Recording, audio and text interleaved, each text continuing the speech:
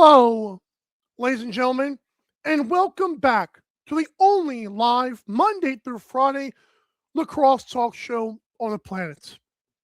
I am your host, Michael Karvelis, and this is Daily Dive. It is the first show of March. It is Monday, March the 2nd, 2026, and this show begins now. We are live streaming through the airwaves of North American Talk Radio on YouTube. And in case you missed it this past weekend, I know there were 10 NLL games. The Illinois Wesleyan men's basketball team won their first ever CCIW championship in a game that was not only featured on our YouTube, but showcased them come back down from 19 points and win in overtime. It was electric. There are plays in there that even NBA fans would love. So we appreciate you subscribing. Get not just great lacrosse content, but other stuff like that. And of course, The Great Divide airs again tonight. On today's awesome show, first we're going to talk to Captain. He was in Hamilton to watch The Rock play the Bandits. We'll talk to him about that and more in NLL Week 14 overreactions, and also another ladder hit for those that were tailing. We'll explain. Then we will talk to Pat Gregoire as he will talk to us about the Bandits game when they played the Rush, among other games, and he'll also give us his Greggy's Grinder, and I've got a surprise Mike's Lunchbox today. We will finish Pat's segment with the giveaway winner announced today, so stay tuned for that live on the air. And finally, we'll end with my 3 stars of the weekend. Before we bring Captain on the show, this show is presented by the merchandise found at natalkradio.us/NLL. Head there now to see the soft launch of NLL merchandise at the NLL's Amazon store. Using this link gives us credits and doesn't hack your password or nothing fancy like that, because we ain't that smart. I don't think we're that smart, but inquiring minds would like to know. Without further ado, it's the man who's already been hacked into giving his time a daily dive. It's Captain, who also gives out bets and such. How you been, man? And unmute yourself to make sure. Holy rookie move here again. I'm 2 for 2 on this. Love it. How was your weekend, sir? My weekend was great. Good game out Saturday night, and a couple good wins this weekend. So no complaints here. Correct. So we're going to get to that, obviously, Rock game. That game was closer than you'd think. Like, I know, like, Mark Matthews talked about it post-game, but, like, it was a blowout in the end, but, like, it was a pretty, like, tight game until the floodgates opened for Buffalo, right? Oh, yeah. Okay.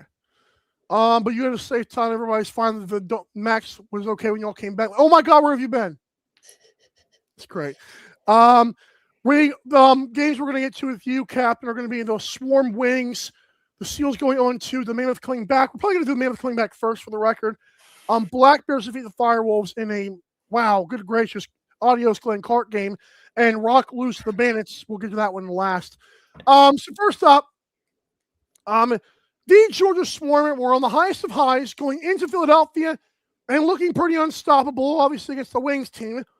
They won 11-6 in Philly. That led to a -250 money line. I took the bait, and my safe ladder fell to the earth. Philadelphia then won 9-5 in Duluth, and thank goodness I was not there, because I would have been not as a Swarm fan, but just as a fan of the team of momentum. Okay, this sucks. But hey, again, like Philadelphia, another win against a very good team for no reason whatsoever. So I ask you this. Was this a good or bad weekend for Georgia? So I'll tell you, if you're Kai the goalie and you think Georgia's lifting the trophy at the end of the season, this is a very bad split. Oh. But if you're like most that didn't really have a lot of expectations for Georgia, That's fair. I mean, this isn't a terrible split. They're still locking it down on the defensive side. It's just this whole season, how do they get that offense to match what Dobson and that young decor is putting up night after night after night? Right. So, yeah, those are my two takes for that one. say it's a bad weekend for Georgia, is your point. Okay, I like that. I actually think it's good for them. No, I lied. It will be good for them in the long run for this season. Because Brett Dobson, and this is such a really sad hot mic. Well, not a hot mic, but like an interview thing he answered.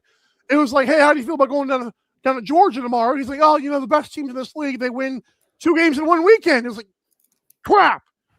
Like, he did his part. Like, you hold the team to 9 goals. Like, you would hope your offense can do what it did on the road, but that's neither here nor there.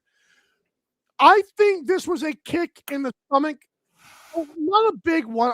I think they needed it because going 1-1 is not the worst thing in the world. You're still 8-4, but losing to a team that you probably were confident about, the offense is still not there. Lyle's health being better has not answered the question for them. And at the trade deadline, which I believe is like in 6 days or so, they're probably feeling like, okay, we might have to add another piece again. Because I don't know how you get through this season. If Brett Dobson, who still has an 85.7 save percentage, it's still historic. If he's doing that, you can't let the season go by without trying your damnedest to get an offensive piece at the deadline. You just have to. You can't let it die, man. I don't care how young the team is. Dobson is having too great of a year for this to go by the wayside. I think it will be good, like I said. Any last thoughts on the game? Long run, yeah, it's good for them. I don't see, I'll be honest, like I don't see a point of making a move at the deadline. I still don't believe the Swarm will put up a 2 to 3 game tilt with one of the top 4, but definitely squeak through a single game elimination. But yeah, I'll lay that one. I wish this was possible. That's actually an interesting piece you said there.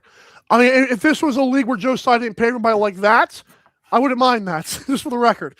So now let's go to the Colorado game first, just the one game they played, because then we'll get to the Seals after that.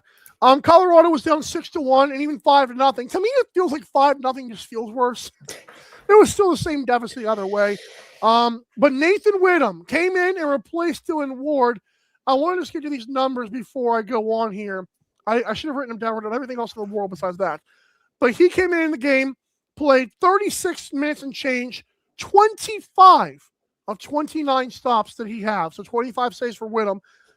He will be on 3 stars for the record.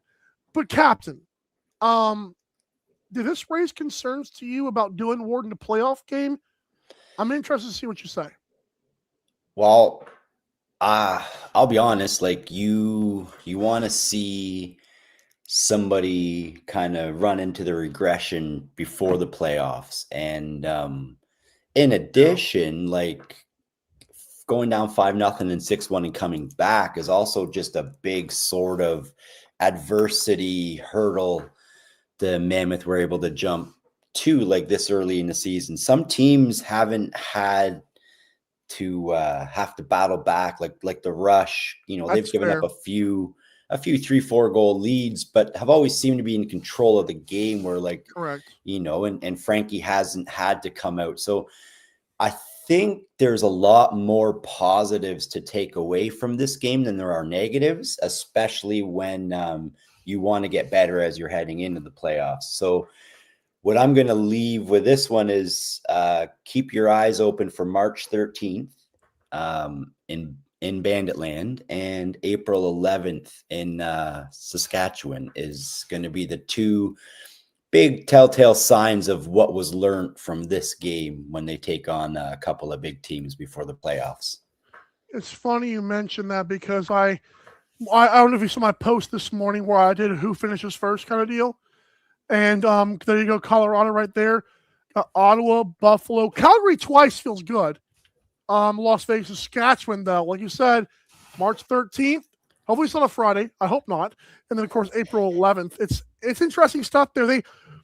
I think they have an easier schedule because you can pretty much pencil in the Calgary wins and it might in like either Las Vegas or Ottawa, even if you want them both. That's automatically like 12 wins right there. And if they can split with Buffalo and Saskatchewan, that's like a 13 or 14 win season. Like they're still good, but like you said, like we'll see what happens. I do like what you say. It is good they were battle tested. and I'm not taking anything away from them, but I wasn't concerned about a playoff game because we know playoff Ward is the last person to beat the Bandits in the finals or in the playoffs in general. I did want to make note because I found this interesting. This is the second game this has happened to Dylan Ward. Now, there have been games this year because Wyndham has a total of like 75 minutes this year. There have been games where he's not been needed in the fourth quarter, and that I love it because I feel like just like a quarterback, you don't want the guy tweaking something stupid. You're blowing teams out. That's what you get the luxury of. But I didn't remember this until I looked it up. Georgia was tied with them in Denver, and guess what happened? In the third quarter, Dylan Ward gave up 6 goals. Now, Colorado did not help him by giving their own insurance, but he became kind of a weird leaky faucet for some reason. It was at home like this game was. Then Wyndham came in, and of course, the rest is history, and the Swarm still won 12-3. But it's interesting. This has happened twice at home this year. I'm not saying it's a sign of things to come, but at least now Wyndham has been battle-tested twice himself. So him actually helping the comeback here may be, in case this does raise concerns for you in the playoff game, you're not totally mad because the Seals were rolling. And they had no answers for – they had all the answers for Ward, but none for Wyndham. And that's kind of like, well, shame on you, Seals, for not preparing for the backup at least a little bit. So I like it, though. Now, we do have to get the Seals. This was not their only game. And they did go 0-2. They blew another lead. It wasn't as egregious, but once you compound the 2 and parlay, the 2, big parlay for you, this which we'll get to later, it doesn't look good. So again, they lost. They blew a 6-1 lead at Colorado. They blew a 6-4 lead versus Vancouver, so 6 seems to be the magic number there. No offense to the Devil. Wesley Berg, 2 goals in each game. Okay. San Diego's now 6-6. Oh, okay. First of all, I was not playing the 6 thing there, but you get it. My question to you is the overreaction question. Did this weekend prove to Captain that San Diego will miss the playoffs? All right. So I have been leading into this week. Yeah, definitely this week. I've called out the Seals saying that they have had one of the easier schedules and that this weekend would say a lot. So I've been pretty correct on most. I think one thing that's saving the Seals right now is teams like the Bandits and the Thunderbirds are just having these lackluster seasons. Yeah. And what's crazy is it might actually come down to the Seals having a back-to-back. I think they finish with Las Vegas, who is another team that's sort of on the better side of expectations. But they're not out the water, but you're correct. Yeah, so I'll do this. Up here in Canada right now, we have this Tim Hortons roll up the rim. And we'll leave. So we got about 3 weeks of this. So each week we'll drop a team and we'll leave it up to the cup. Oh. So will the San Diego Seals make the playoffs this season? Oh my goodness gracious. The cup says they will win. They will make it. What? According to the Seals, or according to the cup, the Seals are going to make the playoffs this season. El Capitan doesn't agree. That's a great prop, first of all. And now I'm extremely jealous of Canadians, more so than I've ever been before. That's even a thing up there. We get crappy Monopoly games. Many will buy food, one will win. Like, what does that mean for me? That's cool, though. That's a cool thing y'all do up there. All right, bet. Wow. So Captain told me there was something big coming today. I did not know what it was. That was pretty awesome. Just I know use the word big. There's cool. Plenty play agains under there, and I didn't know what was coming. But according to the cup, we'll see. We'll see if the cup lies at the end of the season. That's awesome. We'll see how many times it tells us will or won't either. That's awesome. Wow. I love that. Thank you for that. I don't know how I'm going to top that. I'm going to say no. This did not prove this weekend because they lost to Vancouver and Colorado. And Captain, their combined record is 18-6 now, which isn't too shabby. Now, granted, it could be 16-8 if these wise guys would have finished the job for the record. And to me, if you're up 6-1 on the road, that's a hard thing to give up. Like, I'm okay with the Vancouver game. You can't start the weekend with that, though. And that's where I'm like a little bit frustrated. Now, I want to circle back to what you also said, because that's a great point as well. Talking about creating the narrative. If Buffalo and Halifax won't sell Buffalo and ASS, we would be having a different conversation about the Seals, because they might be the talk of the town. But thankfully, other fan bases actually sell out their. Wait a minute. They actually sell out their barn, Josiah. Be grateful that those teams suck right now. That's used lightly. Those teams went 3-0. Well, you get the point. I like that you said that, though. So I said this week didn't improve it. The Cup said otherwise. You're saying you're not buying it. So interesting stuff there, sir. All right. I don't know if you heard. Now, when I posted this was not a shot at Ottawa. It was actually an attaboy Black Bears fans, all right? Because they've been a little bit sleepy, kind of like the books. They've been sleepy with the attendance. They've been having all kind of excuses about winter storms and things their daughters had to do last night. And, of course, the road had a pothole in it. I don't know what to say anymore.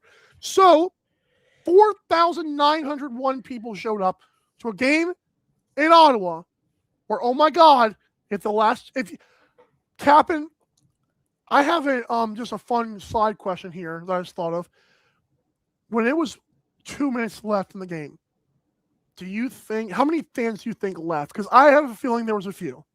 Hey, we have a contact. We can call our boy Troy and see. Hey, we got an insider there. Hey, Jeff Teat's the best player in Ottawa. I believe him, by the way. I just like doing impersonations. I should have called him live on the air. That's an amazing point, though. So I say all that to say this, because Ottawa did come back. That was their season high of attendance, despite it being second worst last year, compared to last year. But they're here now. What is Ottawa's ceiling this year? This is on the floor. I'm actually happy we've come to the point of, hey, a Jeff T team, can they make it? So what is your ceiling for this team? Is there a limit on it? I'm trying to tread lightly here as I'm trying to get myself up to Ottawa. I'll just say it. They're in the same boat as Georgia, I believe. Okay. They're gonna actually like that. They're gonna make the playoffs. But just with how they give up some of these big leads and go on these big runs, like, that's not going to play into their favor in a 3-game series. For sure, Teat and Hellier and, Higgins might shock a team or two here in a 1-game elimination. But their style this season, they just hasn't shown me that they can control a game from start to finish. Like I say, like a Saskatchewan or a Colorado, like even a Vancouver, like Sunday. Vancouver was trailing most of that game, but you're watching the game and you're going like they're still in full control of it, regardless of the score at this point. So I'm not seeing those same characteristics from this Ottawa squad. So yeah, my ceiling is that for sure they're going to shock a team in a 1-game elimination, but I don't see them going to the ship this year anyways. So I agree with that last part you said. I will get to my answer in a moment here. I want to go back to what you said about, you kind of mentioned like setting the tone almost, when like they have to come back and there's like the style they play is not consistent, and that is a little bit odd. Like, how many times does Jeff Teat and the crew have to turn to Jesus and the Angels? Like, it's like, when can you get a win? Like, what do they call, like, the heart attack Black Bears? Like the other sports, they call them the heart attack this or heart attack that. Same thing with the Ottawa Black Bears here. That's an interesting point you made, because it shows you have what it takes, because in the playoffs, you have to have a big strength to control the game, and they may not have the strength. I like that. Now, my answer, I'll give you one better than upsets. I think this is like the next step up the ladder here. Wink, wink. How about, I think their ceiling is pushing not just the first round upset, but pushing the next team they play to 3 games and then losing there. I don't mind that. Like, if they get one home game, I don't think they're going to get a first round home game, But if they can win a second round game, at least one of them, they get a home playoff game, and who knows what the ceiling is on the tenets of this team. But I like the idea of them pulling an upset against like something crazy. Maybe not like Saskatchewan, but like some sleepy team. And then like in the end, like, okay, that was cute, Ottawa, but the real teams are in the finals now. I don't think that's gonna happen, by the way, but I could see like that being their absolute ceiling. Because when you have players like you said, Jeff Teague, Zach Higgins, when he's on it, for crying out loud. And then you've got Rob Hellier, and then you've got Callum Jones. Those guys can win you a couple of games, I feel like. I'm coming from Pat Gregoire here. Ottawa has at Colorado, at Calgary, at Vancouver. Oh, wow. After that Calgary game, it's a little bit not great. Interesting. But hey, he said like there's 7-5. Yeah, 9-9 might get you. If I'm them, I want 10-8, to be fair. Because I don't want to play that last weekend BS again. Finally, Captain, you were at a certain game this weekend. Thank you for that. I was not at my game. Rental cars were expensive, all right? So, the Rock, and we're going to get to the Buffalo side of things with Pat Gregoire next. But the Buffalo Bandits are now 6-6. Toronto's down to 6-5. They only had one game, but it was like, oh, goodness. You're on a high, kind of. Buffalo's on a low, and look who came in and walked you down again. Captain, you've been to quite a few Rock games in the past. You can probably tell us the buildings you've been to. This was the new TD Coliseum, but did it smell the same even though it didn't look the same? Come on, man. So it's funny you say that. Yeah, I've caught games at the old one and the new one. It still smells like a new barn inside. So that's funny you say that. Not like Oxford. Okay. Yeah, it's one thing I noticed while I was there. I will say, like, the renovations are beautiful. It's a great setup. I was fortunate enough to kind of get to move around the arena and try a few different spots. That's cool. I met Jacob with Anything Lax. They had there was a section like right at the glass, like such a cool experience seeing guys getting dusted up right in front of you against the boards. That's cool. And yeah, they have a lot of attractions to kind of keep the family and the kids entertained all throughout that place. So yeah, it's amazing. Are we allowed to show that picture on the air? We're gonna hold that for now. Which one? The one with you and Jake. Oh, you can put whatever you want up. All right. Well, I'm gonna You might have to put some lacrosse emojis. No. This is YouTube's fine with. It's weird what they actually are fine with. Oh no, Pat Gregoire said I heard you guys took a pretty good photo showing Mikey's number. Thank you. Hey, Mike wants a photo. We love you, Mike. And then you guys put like a little heart emoji collab, right? Here's Jake's hand. Here's your hand. So we'll go and show that as I'm getting to this answer here. Hold on. So my answer to the question, which again was this the same old Rock? Oh, hang on. Go ahead. I touched the first half on the building. So it is a new building, but same old Rock. I'd like to touch on that. So no, go ahead, please do. El Capitan got to experience probably his first and last media scrum there. I was able to get a question away at Matthews, and he was cordial, by the way. That was awesome. Yeah, so I was able to kind of ask, like, the week before against Colorado, like they put up some good goals, like got inside, and I just kind of asked him, like, what's the difference? Like, is there something that's just mentally in Toronto's head when it comes to Vince and the Buffalo Bandits? And he was able to respond with basically, yeah, like he is the best goalie, and it's he finds it difficult for the Rock to get inside against the style of play the Bandits have. So they end up settling, and I quote, for a lot of shitty shots, he says. And I did notice, like, they had a lot of the outside shots and whatnot. But Yeah, I feel like his answer basically kind of sums up, like, there's just like the Bandits just have the Rock's number, and I think I said last week it didn't matter who was in the net, Rosie or Hollow, but I thought regardless of how tired Bandits are, they're going to go up there and do what they always do to Toronto the last little bit, and that's just be their kryptonite. That's interesting. I'm glad you talked about the Mark Matthews part, because I'm going to be honest with you, man. So I mean, we're not going to like take shots at like people who think they're doing a good job and actually aren't here. But I just want to say, like, you didn't ask a layup question, and I want to give you credit for that, because, like, first of all, he didn't have to oblige you. Apparently, we found out, but he did, and good for him. Thank you, Mark Matthews. You are the mailman. Really appreciate it. Yes, because Captain could have looked a little bit scary there. I'm kidding. I actually have. Can we show the video? Because I have it right here if you want. Yeah, about her. I forget what they edited and didn't edit. That's right. Yeah. Well, here is the other side of the Toronto Rock Mark Matthews interview on our YouTube. Find a way to play for 60 minutes up front. You put up good numbers against Colorado. Sorry, you put up good numbers against Ward in Colorado. Do you find, like, is Vince in Buffalo just like an Achilles heel for Toronto these days, or is there just something mentally going in?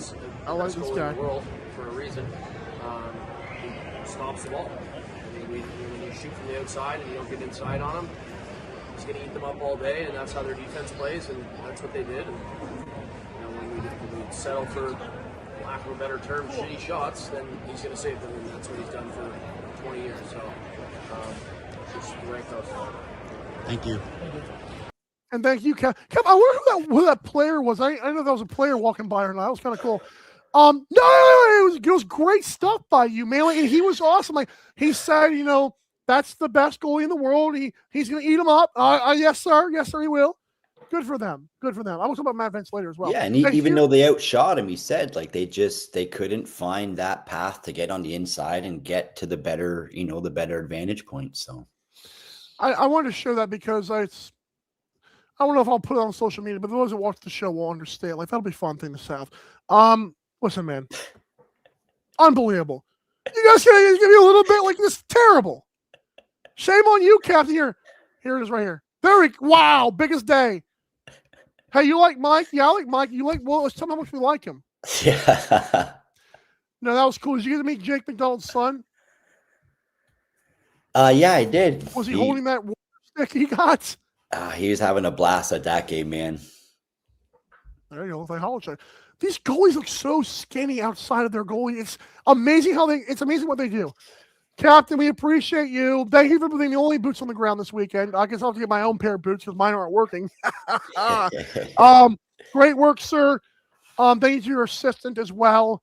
And we'll see you next time, man. Oh, the ladders, man. I'm so sorry. The ladders. You hit another one. Yeah. What can we say? Come on. 2 ladders, pal. I'm different. I bet different. Oh, 2 chains. And we're plus 13,000 in just under 2 seasons of betting ladders. Plus minus is actually, I think we're about 11.5 if I go back and do the math. So here's something cool. Some call it a gimmick, but I call it a side hustle. That's right. But yeah, that was awesome that you hit that. Again, you are awesome, sir. You give that stuff away for free on the show and for free on Twitter. When I'm sleeping, you're still posting and tagging the show. So you're doing the Lord's work over there, sir. You have a great week, man. Keep being awesome. We'll see you next time, Capitan. Talk to you later. Woo-hoo. Yeah, so, I mean, what can we say, man? The kid knows his stuff. That's what we'll say that. All right, folks, when we come back, Pat Gregoire is here, and he's ready to talk. At least I hope so. I really do. But this is Daily Dive, the only live Monday through Friday lacrosse talk on the planet. We'll be right back, and so will you. You're listening to North American Talk Radio, the all-new talk radio station featuring sports, movies, politics, mental health, and more. Check us out at natalkradio.com and subscribe today. Buy event tickets straight from our website to help the cause and get tickets to your favorite events for less. That's natalkradio.com. Thanks for listening.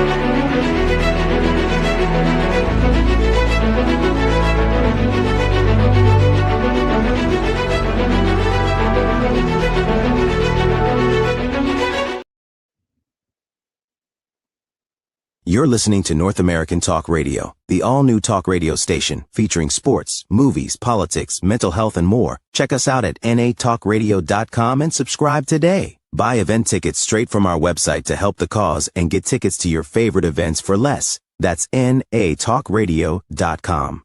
Thanks for listening.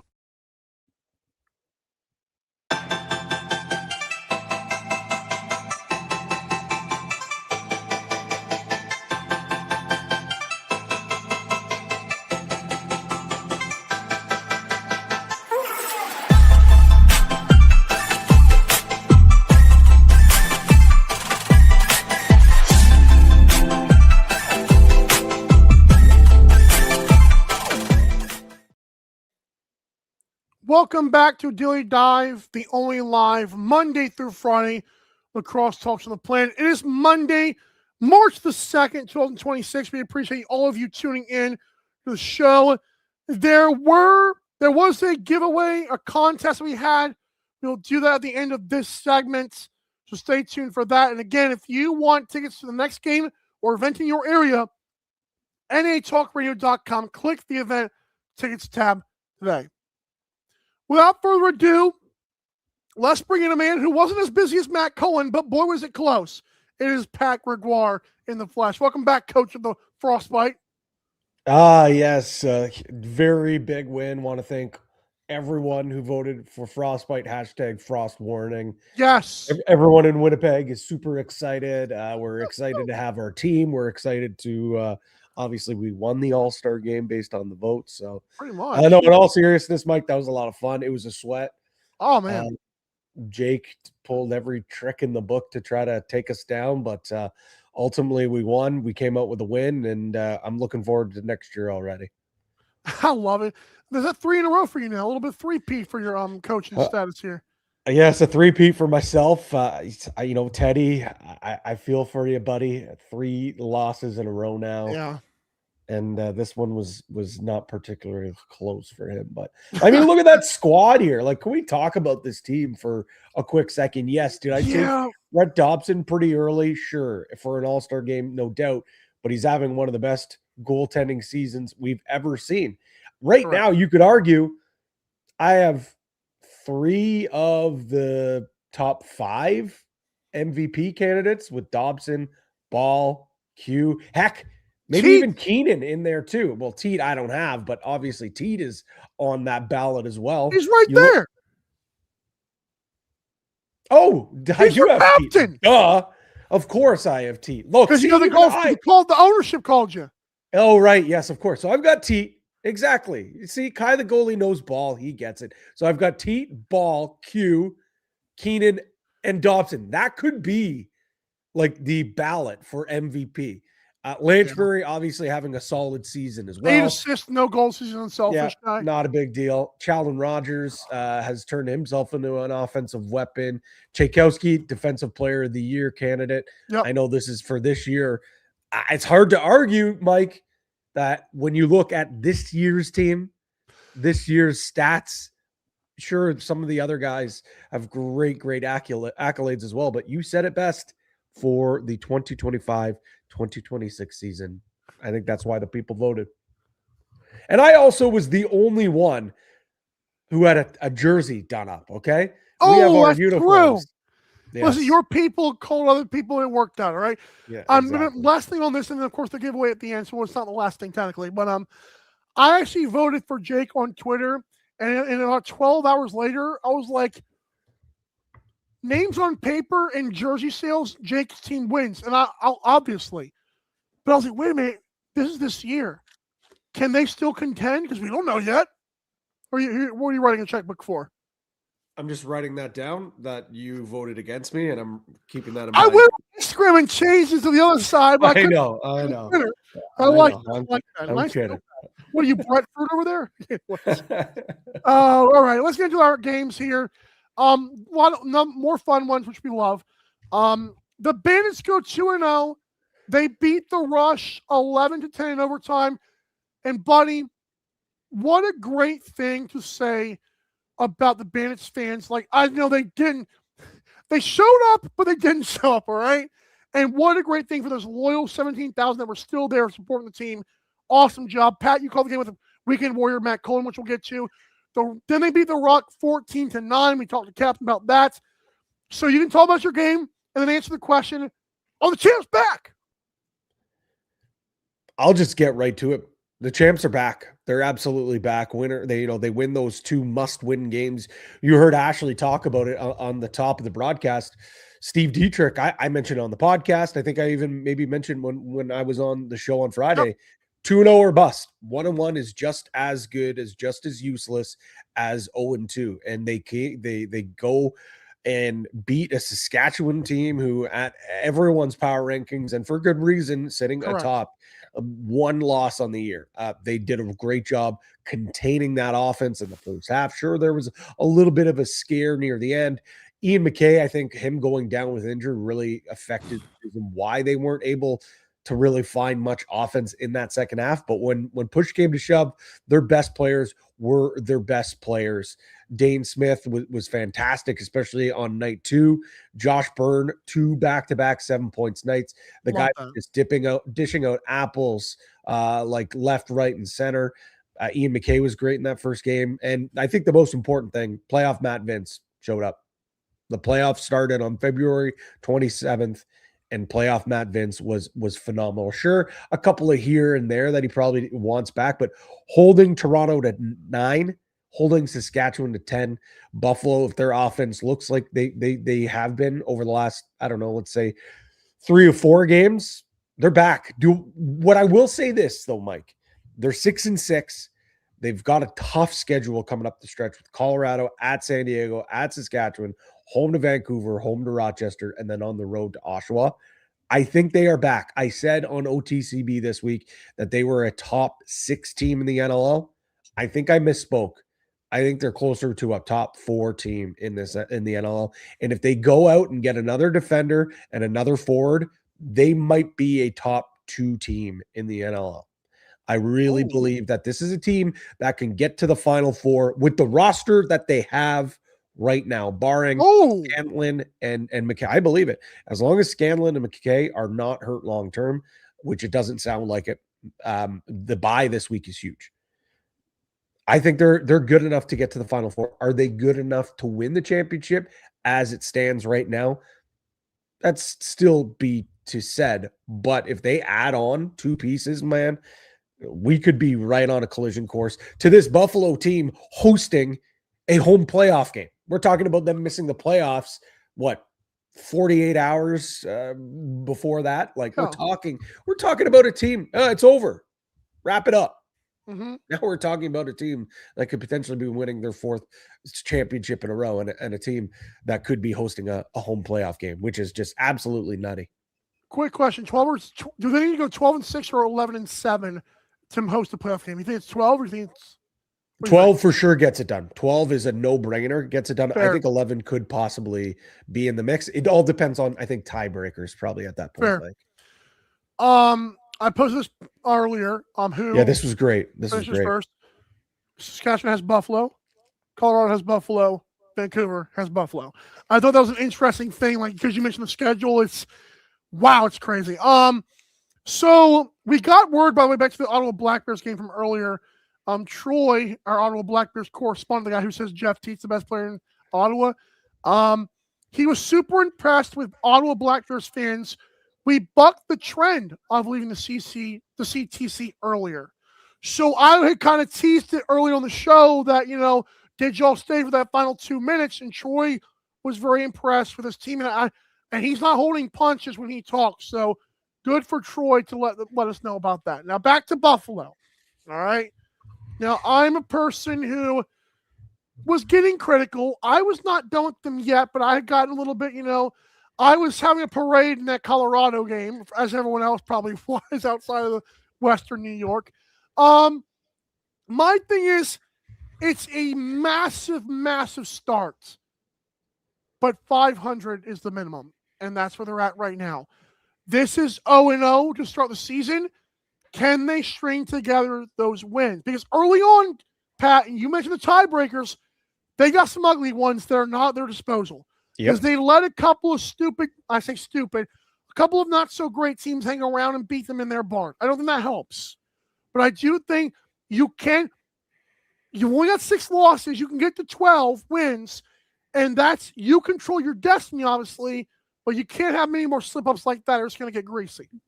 No, it's a great point, Mike. And I do think you say this regular season starts now, or their new season starts now. Every year they do, yeah. I know. And I know you guys already talked about the game, but I thought Ashley had a great report in her second game of the weekend. God, my goodness. Yeah, unbelievable. We can get to that in a little bit. But when you look at the parallels from a couple of seasons ago, they were 5-6 at the trade deadline 2 years ago. They go out and get Paul Dawson, and they just kind of turn the season around. And shout out Paul Dawson. I thought on Friday night was his best game of the year. I thought he played great.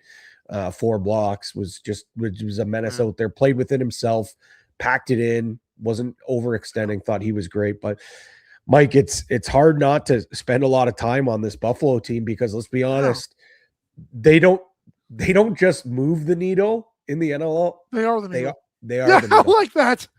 They are the needle, that's a great point. Lacrosse is so much better when the Buffalo Bandits are playing better.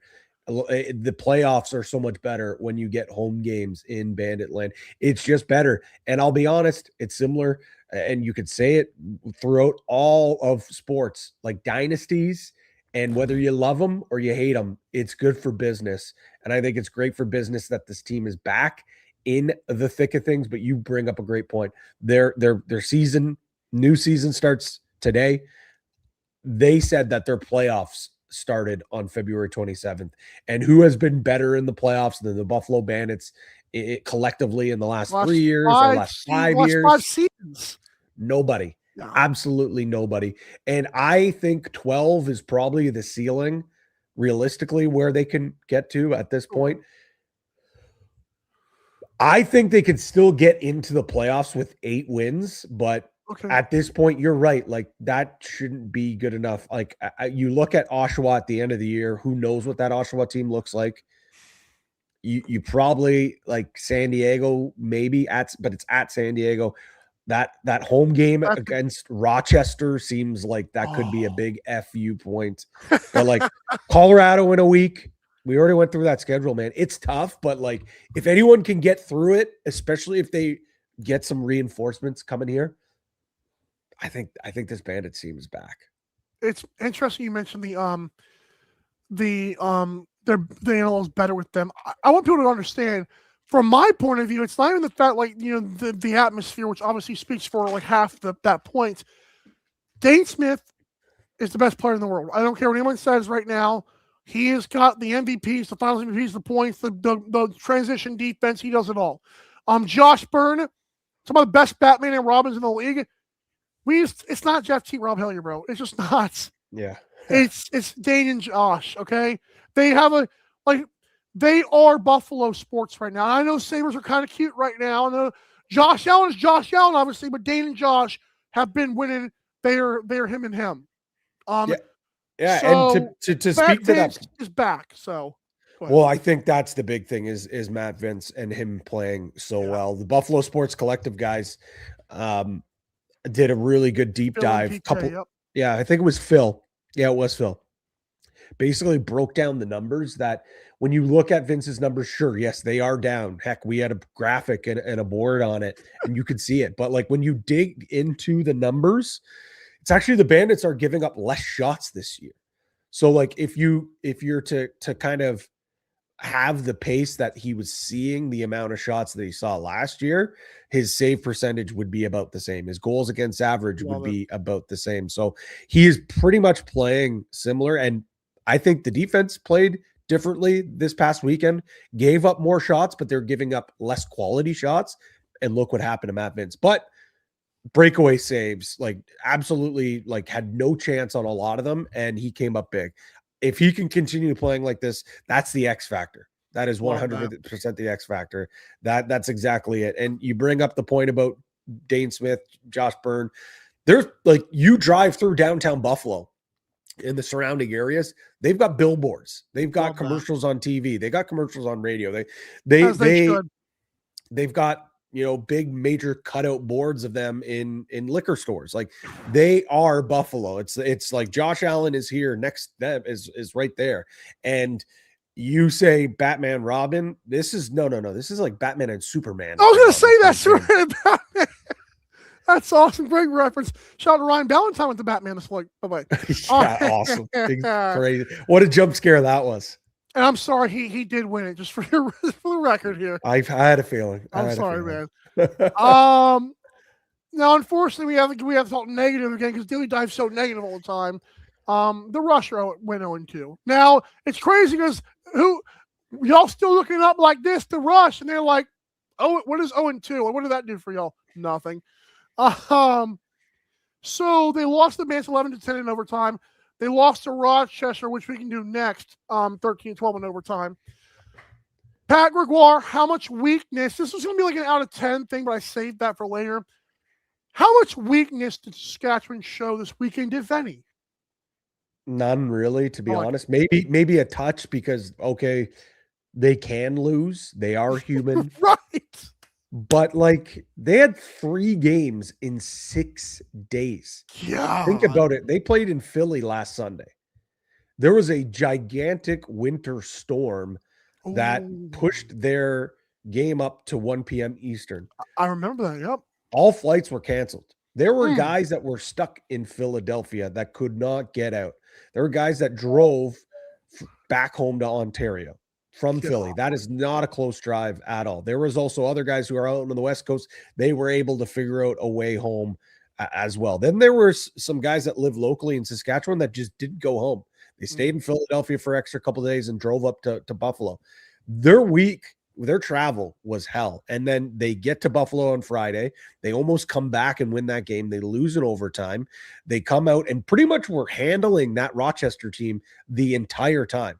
They held the lead the entire game until they didn't trail once. It was until overtime is the only time that they trailed. Wow. You could argue 2 shots go differently for Saskatchewan, and we're talking about them being 2-0. Yes, at the end of the day, it doesn't matter. It's a what have you done for me lately league. It's a week by league, correct, week by week league. So sure, 0-2 doesn't look great. Maybe a little adversity isn't the worst thing for this group, for a team that everything has come so easy. So for me, sure, they bleed just like the rest of us. Now they feel Vancouver, like that great graphic you guys put up there. Now Vancouver and Colorado are kind of nipping at their heels. Right. That might just motivate them a little more. I'm not worried about Saskatchewan at all.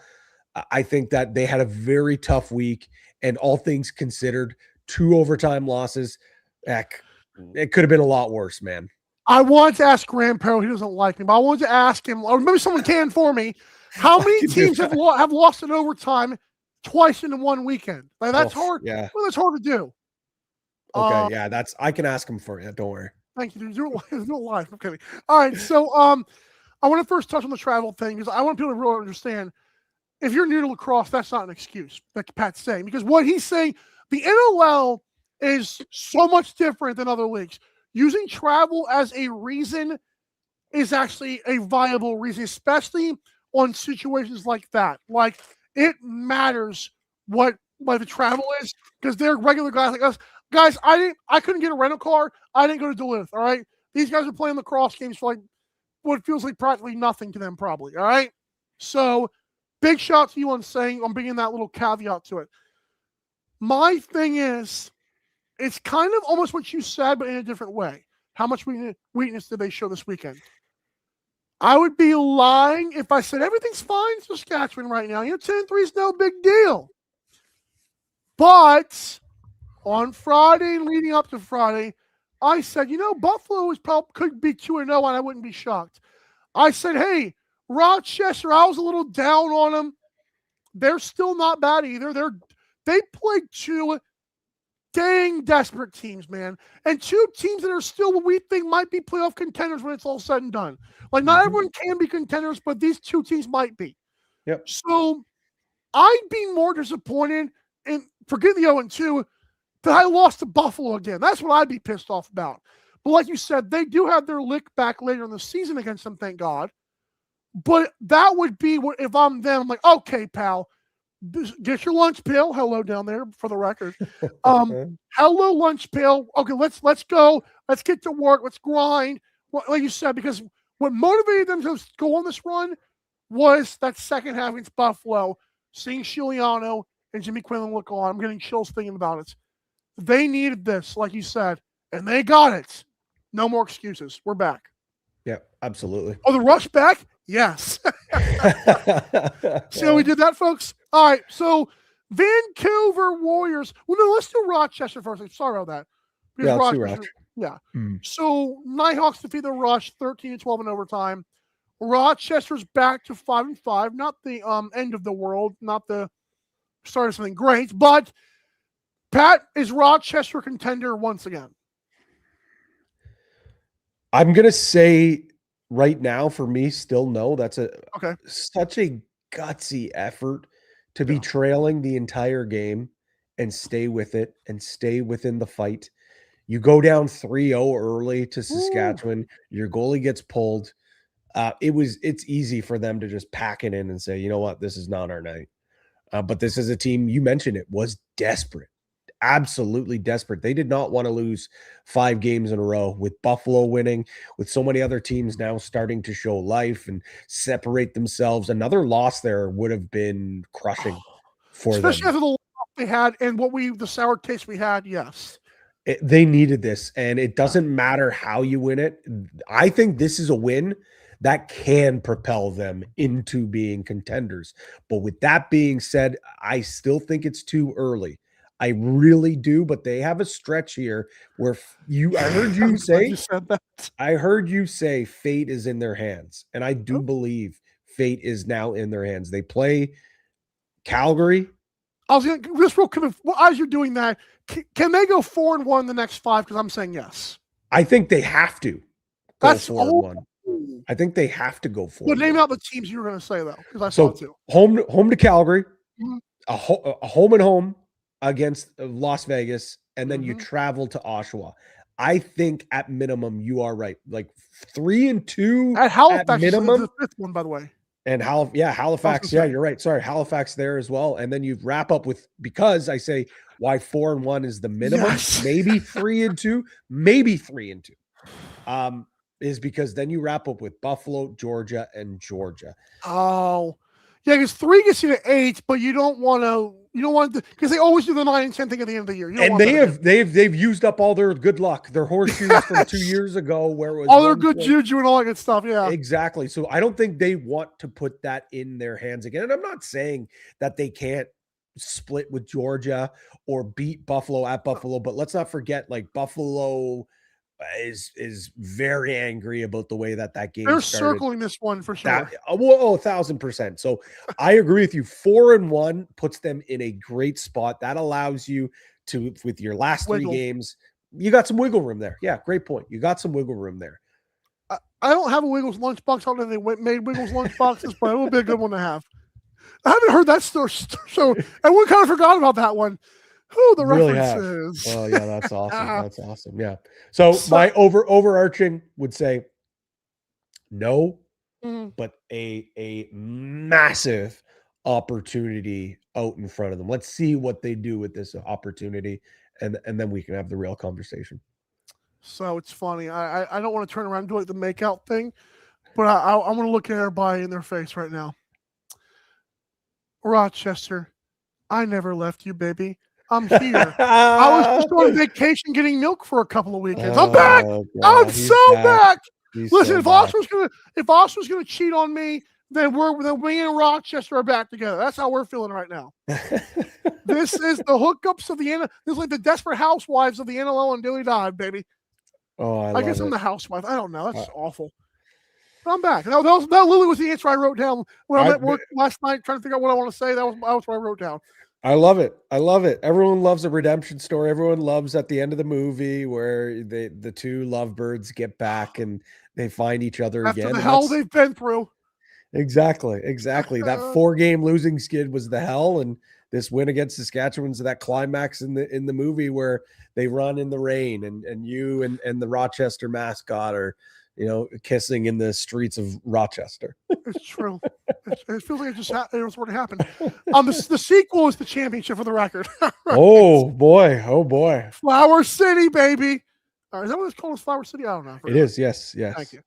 All right. Next up, we got two more things to do here. Let's go to your T-Birds. I'm sorry, I called them that. The Halifax Thunderbirds went into Calgary and said, "Hey, we might suck, but we don't suck as bad as you." They win 14-10. Halifax improves to 4-7. Shout out to Michael Grace and the fans, and Rob Josie, all the great fans of that team. Calgary slips to 2-9. Again, still not as bad as Oshawa for some way in hell, but it's true. So we're gonna do another feel-good story here. I feel good. The feeling good meter out of 10 for the Halifax Thunderbirds based on this win.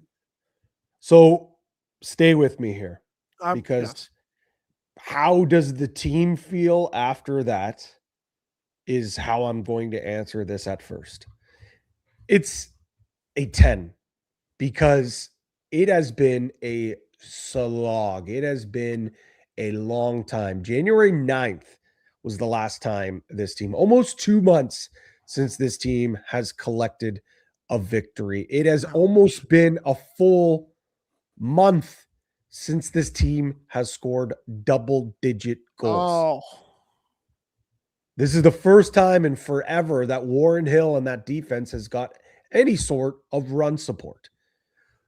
Clark Peterson goes off and absolutely takes over the game. 7 points. Randy Stotts with 3 and 3. Cody Jamieson throws out a casual 5 spot. I thought Colton Armstrong had a very great game, getting a goal in transition and showed great. Jake Withers, although he loses the face-off battle, just barely, Tenasio, he was out there grinding. Warren Hill was great. Stephen Keogh, the veteran, chips in with 3 points. There we go. Was solid. Graham Hossack even got a goal, and it was a gross goal. Everyone contributed. They're feeling great. They probably enjoyed themselves at Cowboys in Calgary. And then they look at the standings. And then it's back to work. And then you're feeling at like maybe a 4, maybe a 3. Enjoy the win. Remember how that feels. Remember how that feels. Remember that you're still a good team. Remember Clark Peterson, that you're a back-to-back 100-point scorer. Randy Stotts, remember you're one of the best playmakers in the game when you're getting going. Graham Hossack, remember you're one of the best defenders on the planet. Remember that. Get your swagger back, and it's not going to be easy. You could run the table and get in. You could, you don't have a lot of wiggle room here. Going back to our friends, the Wiggles. Not a lot of wiggle room here. Yeah. But it can be done. It can be done. And you can't look back at that losing skid anymore. You have the road path in front of you. You've got a Vegas team this week that is wounded and licking their wounds. If you can collect 2 wins in a row, then it's not going to be easy, though, because you got at home to Toronto, who has always played you very well.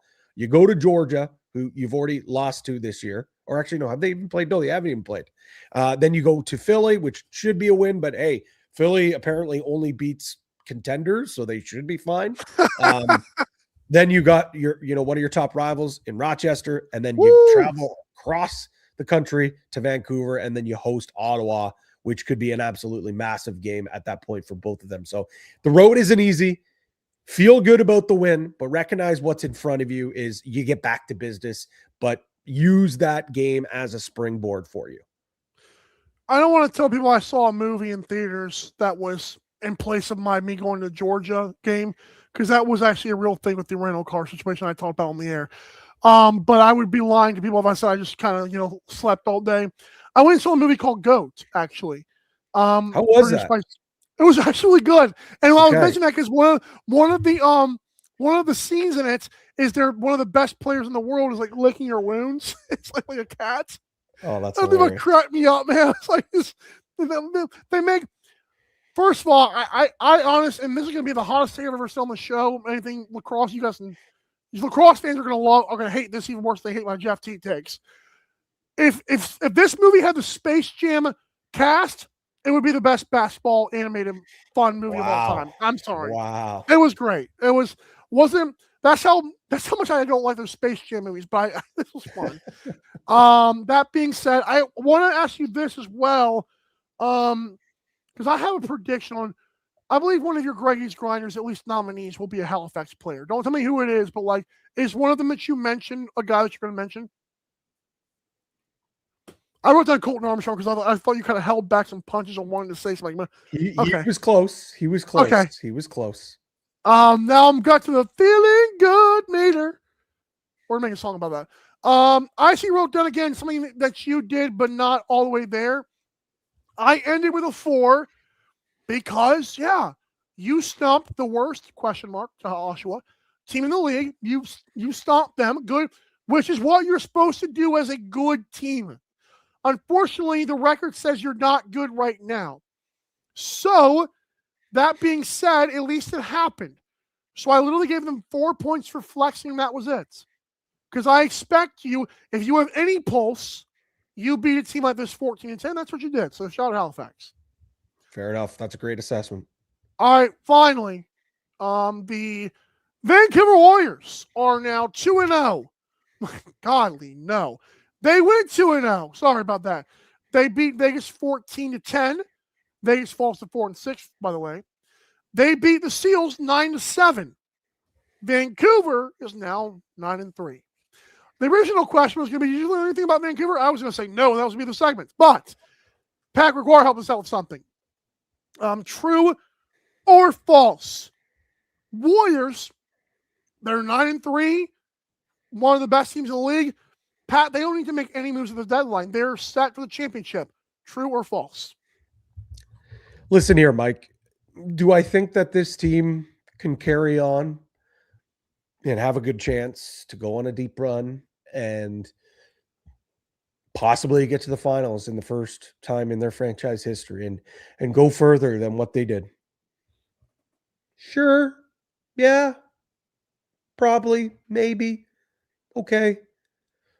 But do you want to make sure that's not just a possibility? And do you want to make sure that you have that in front of you and you have the opportunity? I'm going to say it's false because let's be honest, Mike. What do you think Steve Dietrich is doing on his bye week this week? GM of the Buffalo Bandits. Hello, Calgary. Hello, Vegas. Yeah. He's picking up his phone. Yeah. Oshawa, they just, the collapses of all collapses, they're done. Clarky, how you been, buddy? Long time no talk. Exactly. So he's going to be looking, oh, well, do we get a Chris Corbeil on our lineup? Do we do this? Do we do that? Saskatchewan just lost to, I was on the record saying, they're not making any moves. I don't think they're going to make any moves. But, like, would they be interested in maybe adding some depth to have just in case there's any injuries down the – now they're like – kind of a good GM. He's yeah, exactly. So he's pretty good. And then you think, okay, well, Colorado, like what happens? Sure, maybe they're not going to make any trades, but what happens if Eli McLaughlin comes back from firefighting? Wow. And you add him to the lineup? What if Georgia, after going 1-1 to one of the worst teams in the league, says, you know what? We're not as close as we think we are. And damn, we can't waste this amazing year of Brett Dobson. I said that. Listen, and I know, and I kind of agree. Mind you, is Arlotta going to do it is another question, but maybe he thinks like, listen, okay, maybe you don't have to like jeopardize the future, but if there's an opportunity, we can get a veteran piece to add to this offense. Yeah, let's do it. That's not happening. I mean, come on. Why not for a year? All this leads me saying is that sometimes it's not about improving your team. It's sometimes not allowing the other teams around you to get better and you standing still. Wow. And I do think that another righty-o would do this group a lot. And you could be one saying, Pat, well, like the offense is finally coming to life. The offense is finally finding their stride. They're looking good. They're sharing the ball. They're scoring in big moments. Sure, they only scored, what was it, against San Diego, 9 or whatever, but they're starting to look cohesive. Why add another body in there and rock the boat? Why not add a guy that's already played with all of them? And we know this guy is coming at some point. Yeah. beat the inevitable and just bring in Tyler Pace now, because why are you just going to wait until the offseason to wait for the drama of the franchise tagging and not franchise tagging, sitting on the couch and having Tino do the knows a little bit about how that interview. feels. Yeah, waiting. Exactly. And we all thought Molosky was going to wait for Del Bianco till next year anyways. And what happened? He said, you know what? Screw it. I'm picking up the phone. Mike Board, let's get a deal done. Yeah. Who's to say he's not going to do that this year? And adding a guy like Tyler Pace in that lineup doesn't rock the boat because he's all friends with everyone on that team. He's played with everyone in that offense. He fits in perfectly. He works out with them. And yes, and you know what does even better, Mike? It allows other teams not to get Tyler Pace on their team. Whew. Georgia wouldn't mind Tyler Pace either, for the record. Well, they could definitely use a Tyler Pace. They could use a few things in their offensive group right now. Yeah. Wow, that was a great breakdown. Pat Gregoire texted me that idea for a question at 7:06 a.m. The record, folks. Not too shabby, sir. I'm also going to say false. For basically, there's not really much to emphasize what you said there. I always circle back to Paul Dawson. Was that the first year that Buffalo won the championship and broke through? I believe that was the first year. Second. Okay. Second. Remember, like Buffalo, we didn't know the tear the Buffalo was going with 3P or even have a chance for 4P. We didn't think that 40 hours ago, but here we are again.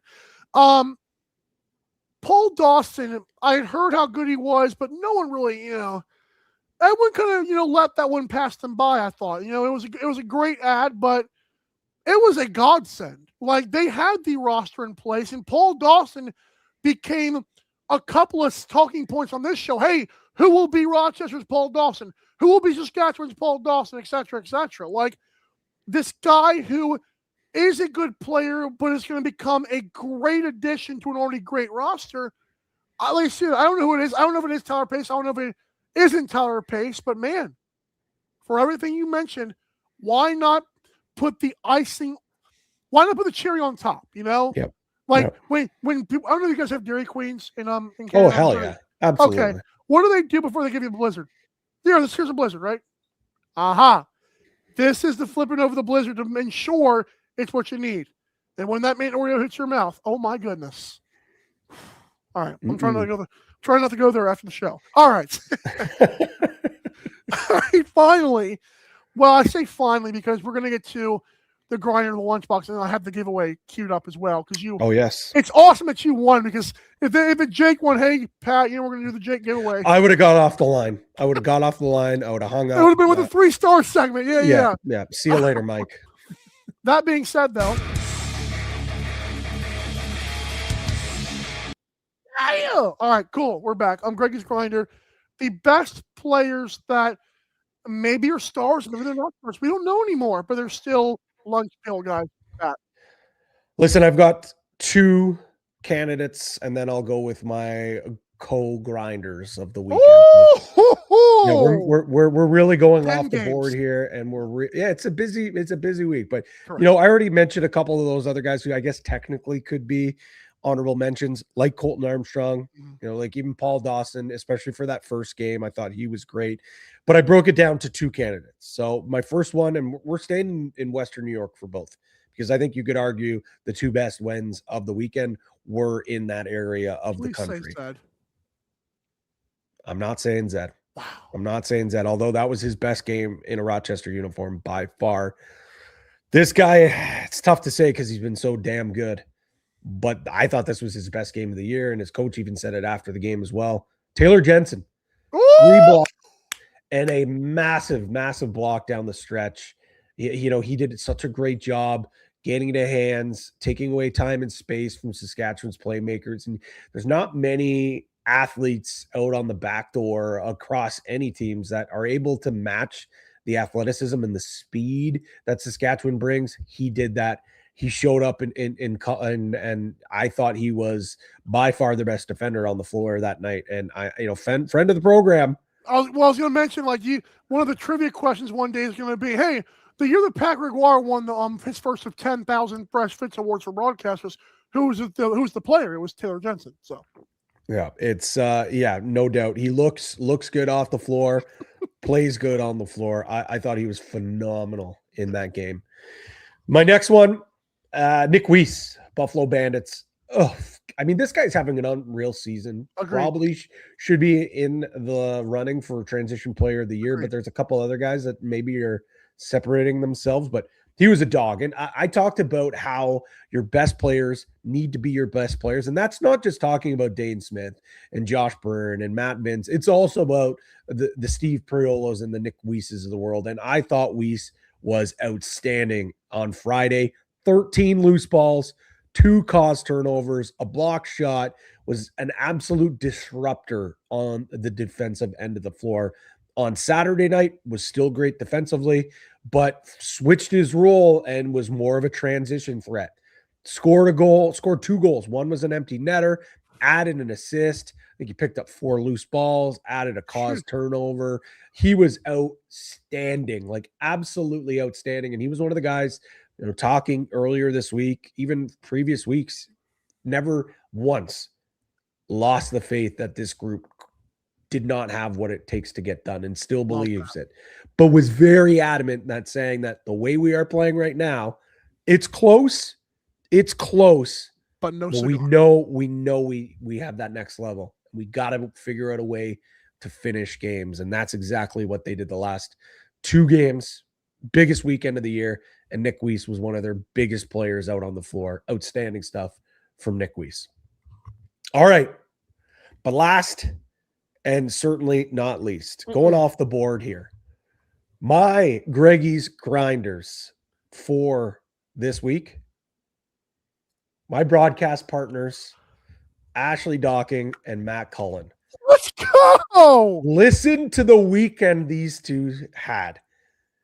Matt Cullen was in Ottawa on Thursday night doing play-by-play for the Ottawa Senators versus Detroit Red Wings NHL game on TSN.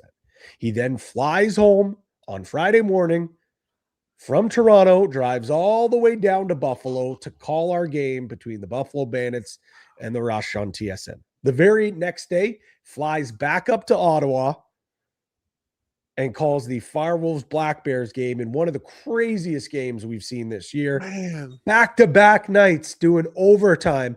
And the weekend wasn't done there, Mike. On Sunday, hops on another bird, collecting all the miles, and does the play-by-play for the PWHL in Laval, Quebec. God. Thursday to Sunday, no sleep for the wicked. And Ashley Docking as well. One heck of a busy weekend for her as well. Friday night in Buffalo, then drove up to Hamilton, had the Bandits Rock game. And then on Sunday, a little Sunday fun day for her.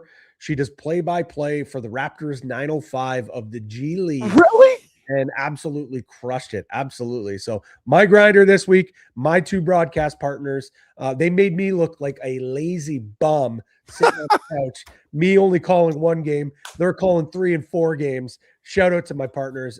Absolutely outstanding work by them. Wow. So I'm actually a huge G League fan for the record. And it's actually where Gus Sheen has done a lot of hard work before. He was the Firewolves guy, and now he's moved on to unrivaled, no big deal. Yeah. He was with the main Celtics. Yeah. Incredible. Wow. Ashley Docking. I would take here. I don't like to give out my media person of the year award races, but Ashley and Mackie, it's gonna be hard not to give to snub one of those ladies. I don't know if females ever done it. Have they? No. How do you do one or the other, man? Yeah, I think Mackie might have even been the first woman to be nominated for the award. I would have to go back and check, but I'm pretty sure. I totally agree. Those ladies should be on the ballot. There's so many great women. It's not just. Yeah, go ahead. I was just gonna say there's so many great women that do a great job in our league, and those 2 though, they set the standard big time. With Ashley with her storytelling, Mackie with her knowledge of the game. Both of them just do an outstanding job. I'm excited. In 2 weeks, I get to call a game with both of them again. March 14th. Myself, Mackie will be back in the booth. Ashley will be down between the benches. Be a lot of fun. Year, ain't you? It's an easy year for Pat Gregoire over here. I know. But you are right. I think that's not even a hot take, Mike. I think that's a great take. That's amazing. Okay, well, I'll do my lunchbox because I'm so mad at you right now. I'll tell you why. Hey, Pat Gregoire. Hey, Jude. Come on. Come together right now. Let it be. Let it be. Da-na-na-na. Here comes the sun. Na-na-na-na. Here comes the sun, and so I say, sick. it's all right. The Beatles. There you go. Love There's it. also the Yellow Submarine thermos, but it matched the lunchbox. But that does exist in the house as well. I was gonna ask if when you were getting ready to show it, I thought maybe it was gonna be in the shape of a yellow submarine, but that's even better. That's a great lunchbox. It's not even the best one we have. We have like 2 or 3 more that are way better, but just for the record. My stepdad is that hobby turned into something great for this show, so I will always be grateful for that. All right, Mike's lunchbox. All right, so I also said Matt Cullen. I feel bad for not putting Ashley Docking, but I'm so sick of you for giving Matt Cullen the love before I did here. So I wrote down again something a little bit similar but different. I said, this isn't golf. Respect the golf. This isn't baseball. Respect the baseball. This is the NHL on TSN, the NLL on TSN, and Ottawa coming back to smoke Oshawa. Like NASCAR even has 25 reporters to help them. This is the both leagues that are probably some of the hardest to do, because as a person who's done stuff in Montana, and that's not a hard, an easy gig either, I appreciate people whose voices can hold that. Even if they can't hold that, you can't tell. Mm-hmm. Shout out to Cullen and shout out. Oh, I'm Ashley. Good God, this is incredible. That was off the floor, or kind of off in a way. You get it. I got 2 goalies here, man, and that's gonna suck. Because like I don't think these guys need the love from Mike's lunchbox, but they're gonna get it anyways. Nick Damoud, I know you had him last week. Talk about love of the game at this point. I mean, I can't tell if he's auditioning for teams. I can't tell if he's like, we might can actually win these puppies. Whatever he's doing, keep doing it. Because between the ears, I talk about with Riley Hutchcraft, at least Hutchcraft team is good, respectfully. Wings, like this, come on, man. What are we doing? We just got Punk in our barn. Go down to Duluth. I told people, Deacon Knott is going to play. How about 119 minutes and 59 seconds? The other second was just an empty net goal. I was just like, just ask, hey, Deacon Knott, my back's hurting. The team sucks, respectfully. Like, come on, man. Like, help me out here. No, don't need you, pal. You're going to enjoy your Aaron Rodgers time on this bench. Wow. But my winner was actually a guy who, again, does not need this. It's the GOAT, Pat Vince. Because all year long, great pick. Listen, we're coming off a 3-peat, man. The team is I go with 75, 76. That's not me. This new rule, kind of an excuse I can use to say, all right, the league has passed me by. Sure, blow it up. Send me to Vegas. I don't give a crap. Apparently, he was on record saying he wouldn't play for another team. I don't know if that's true or not. It was sad, but it might be true. Game 1, the rush are they came back, that overtime lasted forever. Why don't I just go so once I do that, why don't I just go into Toronto, just we'll be okay. We got our winning. It's the best team in the league. We'll be fine. No. How about outdoing Troy Holochuk, who's auditioning for a starting job? Nick Rose is still not back, and Matt Vince says, dude, what stupid kid? Come on, man. What he had every reason both those guys had every reason in the world to say, I'm good. And they didn't. I don't know how they do it, man. I really don't. It's unbelievable. I'm glad you said his name because I back off, Ty. Go ahead. I feel like, as I was going through, I'm like, man, how did I not include Matt Vince? Because all season long, and I said, on the broadcast, this is not a guy that's on social media. It's not a guy that cares about the clicks and the views, but he's hearing it. Yeah. He heard Unk is chopped, and Unk is very much not chopped. Unk he could have retired, man. Yeah, he could have rode off in the sunset. He decided to come back, and a lot of smart lacrosse people too. It's not just the comment section. They're saying like, ooh, maybe time has passed him by. maybe Father Time is undefeated. Well, if this is a boxing match between Matt Vince and Father Time won the first couple of rounds, but the last round here with Matt Vince, he had Father Time on the ropes. Round 12. Okay, Father Time was like trying to hug him, and you're trying to get a little bit of exactly their stuff in there, you know. And he is, and Father Time is woozy in the corner right now, and his trainers are saying, "Hey, listen, kid, I told you, this guy's not going to give up. This guy's not going to give up. Like, we got to keep going here." And he's like, "No, I'm done. And Matt Vince is sitting there, nice, calm, cool, and collected, being like, "Oh, playoffs haven't started yet. Yeah, he had me in the first round. I'm not going to lie, but we're ready to go here." That's getting clipped for crying in the sink. Thank you, sir. No, I'm glad you did. Thank you for that. There's one more thing we have to do. I don't like giving away money, but hey, why not? Hey, all right, so a deal's a deal. I know it. Don't remind the people of that. All right, here it is. We're going to do our giveaway here. I kind of lied to you in a text earlier because I did have to include the whoa, crop it, pal. You idiot. All right, so you got your names will be right here, folks. I played by the rules. Oh, I'm not. Wow, I didn't show on the screen, you idiot. There, we're back. Pat, you ready for this? Born ready. The winner is going to receive $40 to their Cash App, Venmo, or PayPal. Not all three, for crying out loud. We'll give the guy a break. Also, they will receive their choice of which Winnipeg Frostbite shirt and which colorway. They will receive their choice of a Daily Dive shirt. We got a few of those, and of course the mug, just for fun. And if you're in Canada, remember, folks, it's okay. I got you. Here we go. I'm excited for this. I can't wait. There's a few guys with like multiple entries. All right. There's some familiar faces in there, that's for sure. Please land on nothing. I'm kidding.